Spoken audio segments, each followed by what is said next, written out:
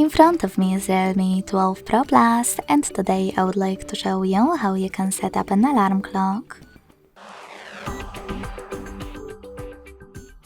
Begin by opening Clock and tapping on Alarm at the bottom left corner.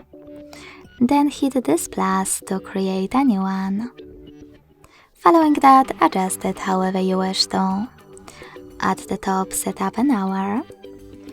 Then choose Ring Once or Custom, and if you want to select Custom, tap on Blue Days of the week that you wish to exclude.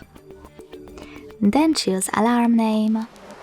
Type in wherever you want to and hit Ringtone and Vibration.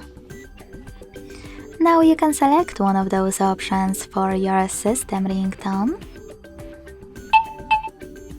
Hit on this device at the bottom to set up any song from your Realme. And tap on Vibration at the top to select one of those patterns, disable vibrations or synchronize them with ringtone. Then go back, click on Snooze and decide how many minutes it will take and how many times it will repeat. You can also turn it off or on thanks to this switcher.